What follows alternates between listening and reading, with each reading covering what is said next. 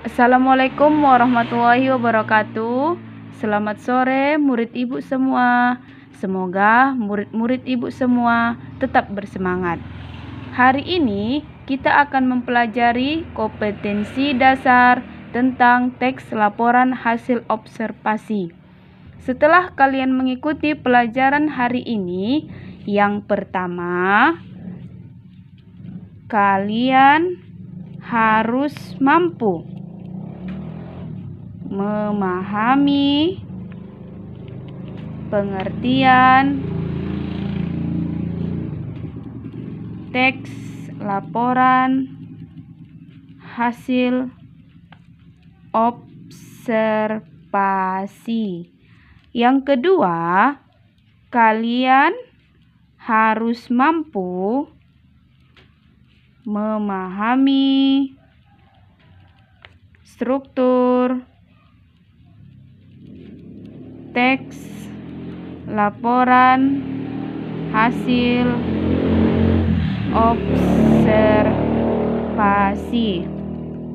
Baiklah, yang pertama kita akan membahas tentang pengertian teks laporan hasil observasi. Pengertian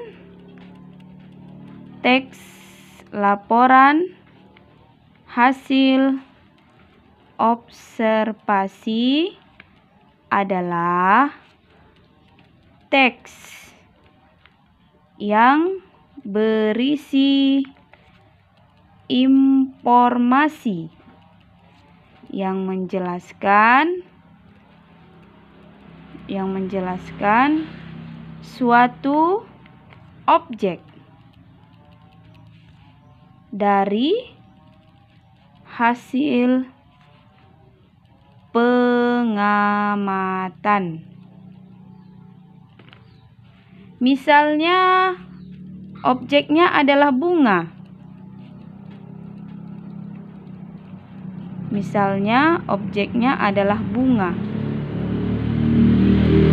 Dari bunga tersebut, kita bisa melaporkan secara rinci dari mulai warnanya, jenis bunganya, sampai manfaat bunga tersebut. Selanjutnya, ciri dari teks laporan hasil observasi. Jelas, harus objektif dan faktual.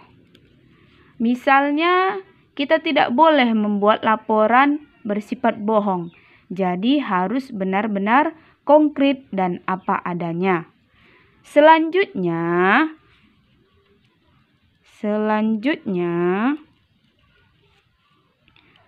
teks observasi memiliki fungsi untuk menjelaskan sebuah objek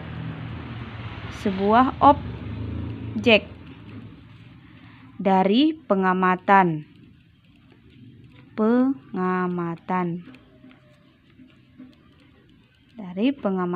tersebut kepada orang lain, di samping sebagai alat bukti pendokumentasian.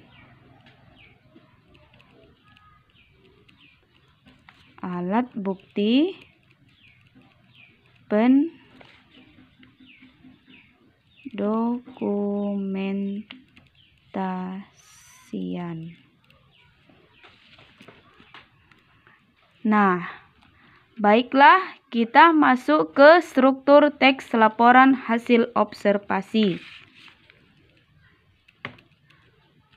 Struktur teks laporan hasil observasi ada 3. Yang pertama, pernyataan umum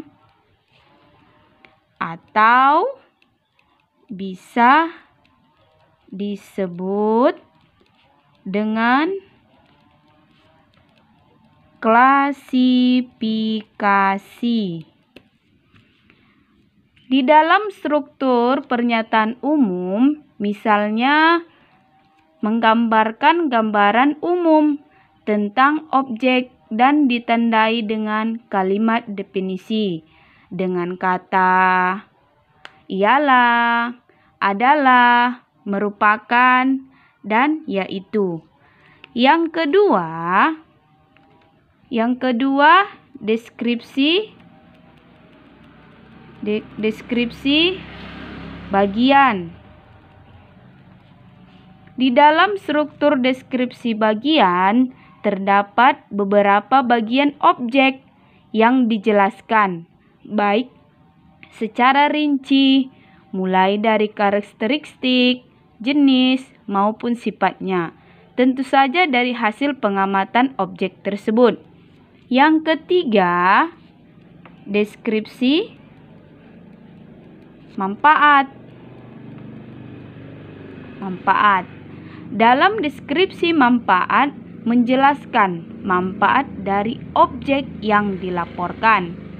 Baiklah, sampai di sini pelajaran kita hari ini. Mudah-mudahan murid-murid ibu semua mengerti tentang teks laporan hasil observasi.